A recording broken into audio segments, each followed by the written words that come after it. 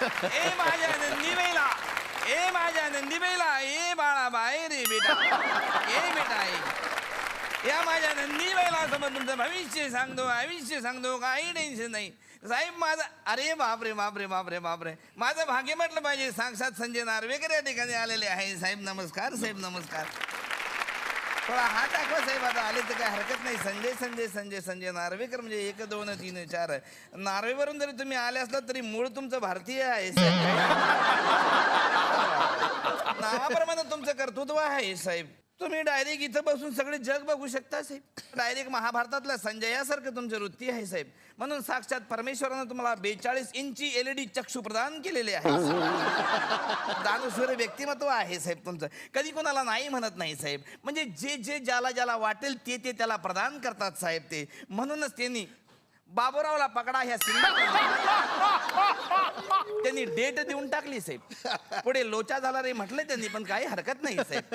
पण असू द्या साहेब, काही प्रॉब्लेम नाही आहे साहेब. म्हणजे महत्वाचं म्हणजे सांगायचं म्हणजे अभिनय यांची आवड आहे. अभिनय यांचा व्यवसाय जरी असला तरी शेती मात्र यांना खूप आवडते साहेब. शेती पण करतात. कुठे काय शेती कुठे करतात काहीतरी नाही नाही, त्यांच्या हातामध्ये स्पष्ट लिहिलं आहे का धोक्यात येणाऱ्या शेत्या, नुकसानमध्ये येणाऱ्या शेतीवर आधारित त्यांनी एक नाटक केलंय. कुठलं? केळी मेली. खेळी मेळी असं नाव आहे ते नाटकाचं. तुम्ही हात ताट ठेवा जरा, रेषेमुळे हात ठेवा, थोडा ताट ठेवा, रेषेमुळे थोडा फरक आहे.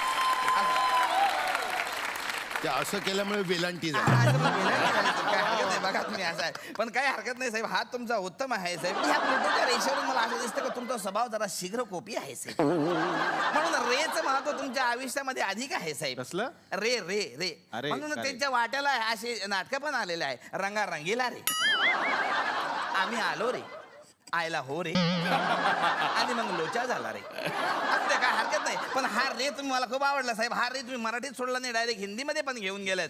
त्यामुळे त्यांच्या वाट्याला पिक्चर आलाय हत्यारे. हत्यार एवढंच आहे ते. तुमचे रिपीट गेस्ट चालतात, आमचा एक रे चालत नाही तुम्हाला. काय हरकत नाही साहेब, काय हरकत नाही साहेब. रेषेवरून तुम्हाला दिसतं की खाण्याची तुम्हाला लय आवड आहे. म्हणून तुम्ही फास्ट फूडवर आधारित एक हिंदी चित्रपट पण केला, आटा पिटा.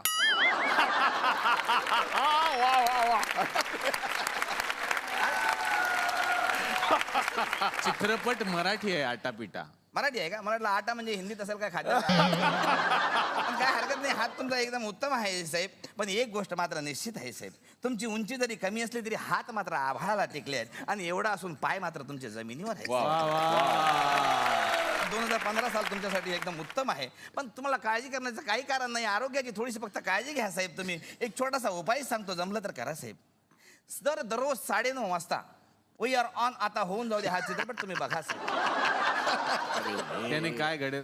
त्यांनी ते काही घडणार नाही. पण चित्रपट सुरू झाल्यावर 15 मिनिटात त्यांना झोप लागेल, तेवढंच त्यांना. अरे देवा, लई घाबरला साहेब. काय हरकत नाही, पहिले यांचं बघून घेऊ. तोपर्यंत तुम्ही मनाची तयारी करून ठेवा.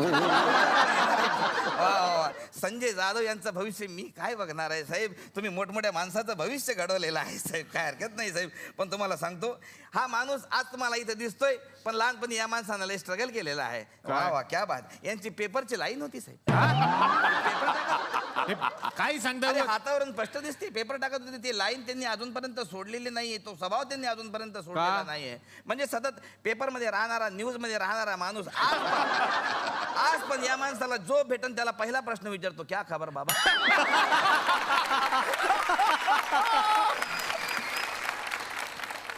वा वा, स्पष्ट लिहिलेलं आहे हातावर. हे विश्वची माझे घर असा यांचा एक स्वभाव आहे साहेब. म्हणजे भारतातले सगळे माणसं यांची पितृतुल्य आहे. प्रत्येकाला ते क्या बाबा, कैसा आहे बाबा, किधर से आहे बाबा.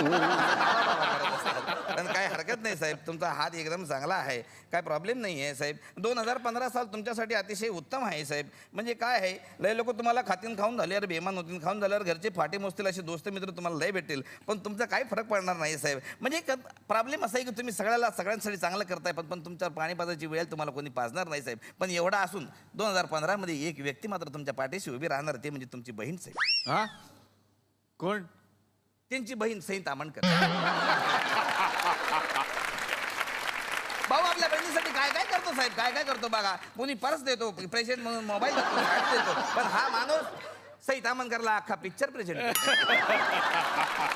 पण काय हरकत नाही, काय बघा साहेब, लहानपणापासून हात कसा तुमचा एकदम एकदम चळवळीचा हात आहे साहेब. बघा बघा बघा, चळवळीचा. चळवळीचा हात आहे साहेब. म्हणजे लहानपणचे छोटे छोटे छंद मोठेपणी कसे या व्यवसायामध्ये तब्दील होतात ते हातावर स्पष्ट दिसते साहेब. काय? शाळेमध्ये असताना पोरीकडे बघून अँगल लावण्याची सवय कॅमेरा पण बनवलेला आहे साहेब. तुमच्या हातावरून सगळं स्पष्ट दिसते साहेब, काही हरकत नाही.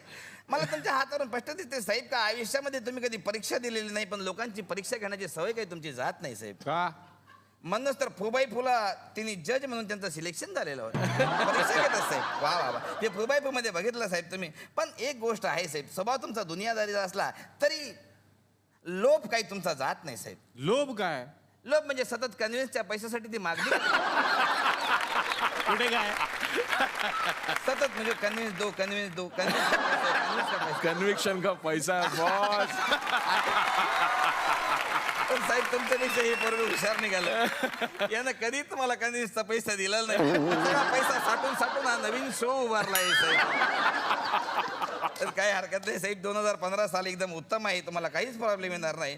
फक्त आपण जसा गाईला दर गुरुवारी चारा टाकतो साहेब, तसा एक छोटासा उपाय सांगतो, तेवढा मात्र करा. म्हणजे तुमच्या आयुष्यात काही टेन्शन येणार नाही. तुम्ही काय करत, दर 2 महिन्यांनी एकदा भारत गणेशपुराला एक पिक्चर ऑफर, म्हणजे कसं दोघांचं पण भलं होईल साहेब, काहीतरी फायदा झाला पाहिजे. काय हरकत नाही. गाईला चारा द्या तसा.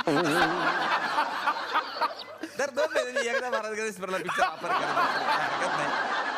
काय तुमचा हात बघू सर, तुमचं नावच मंगेश आहे सर. तुमची रास जरी ऍक्टरची असली तरी वर्ग मात्र तुमचा नवऱ्याचा आहे साहेब. बाहेर जरी तुम्ही डायरेक्टर असले तरी घरात मात्र रोल तुमच्या बायकोच्या हातावरच्या भावऱ्यावरचा आहे साहेब.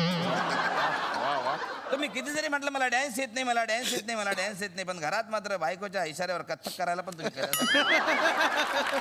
कथ्थक तुम्ही करता साहेब. तुम्ही तुमच्या नाटकात नेहमी सांगता साहेब, असा मी असा मी असा मी असं जरी तुम्ही लोकांना सांगत असले साहेब ना, तरी लग्नाची बेडी तुमच्या पायात अडकल्यापासून तुमची गोष्ट तशी गमतीचीच झाली आहे. नास्तिकपणा आहे साहेब तुमचा. देवधर्म कधी मानत नाही साहेब तुम्ही. बघा साहेब, थोडासा देवधर्म करा. नाही तर काय झाले, अतिशय नास्तिक असल्यामुळे देवधर्म मानत असल्यामुळे परमेश्वराने अखंड भागवत सप्ताह यांच्या आयुष्यात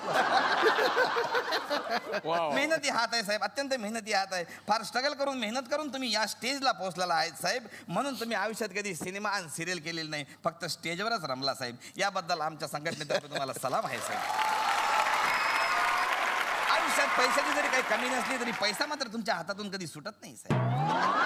पैसा फार तुम्ही असा पकडून ठेवता साहेब, एकदम कंजूसपणे मागता. असं करू नका, थोडा थोडा पैसा सोडत चाला साहेब. काय काय कंजूसपणे मागतात? काय म्हणजे काय, अरे व्हॅलेंटाईन डे असा रोमॅन्टिक दिवशी सुद्धा बायकोला बिस्किटचं पुढं अजून खुश करता.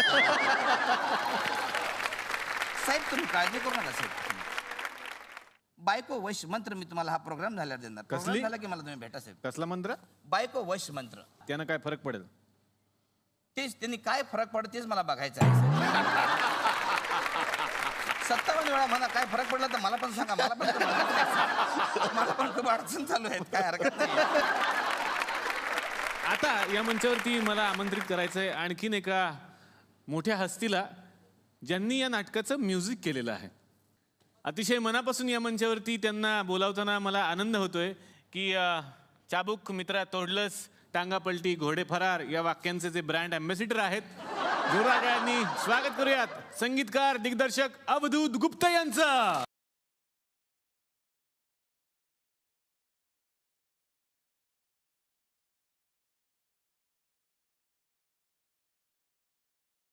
अच्छा, आपण दोघे अँकर आहोत का?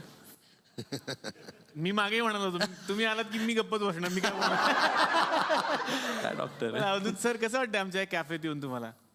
मला कायमच मजा वाटते.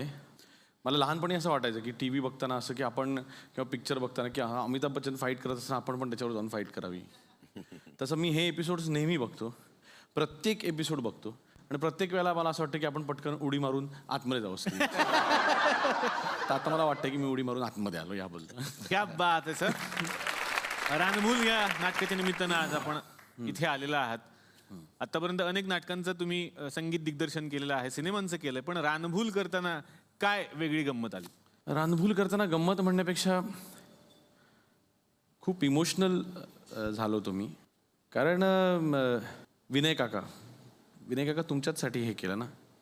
मला विनय काका हे म्हटल्यानंतर अजूनही आठवतो, मी 3-4 वर्षाचा, आणि माझ्या वडिलांनीची ॲडव्हर्टायझिंग एजन्सी होती.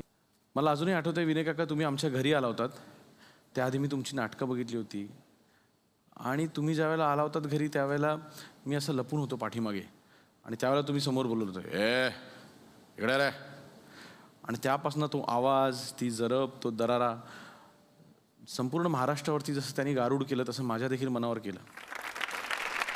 मंगेशचा आणि संजयचा फोन आला की आपण विनय काकांचं नाटक करतोय एकत्र. आणि म्हटलं वा वा, छान छान छान. मग मी काय करू शकतो? तर मला वाटलं काय काय काय विचारतील माहीत नाही. त्यांनी पार्श्वसंगीत करायचं म्हणून सांगितलं. माझी वाटच लागली होती विनय काका. आणि मग तुम्ही चक्क माझ्या स्वप्नात आलात. अगदी खुपते तिथे गुप्तेच्या एपिसोडमध्ये जसे आला होतात तसे रिव्हॉल्वर घेऊन आणि समोर ठेवलीत डायरेक्ट. आणि मग माझ्यासमोर रिव्हॉल्वर ठेवून मला म्हणालात गपछुप कर म्युझिक. तुमची ती खुपते तिथे गुप्तेमधली रिव्हॉल्वर सगळची एंट्री पण आठवते आणि तुमचा तुम्हाला सांगितलेला आवाज पण आठवतो.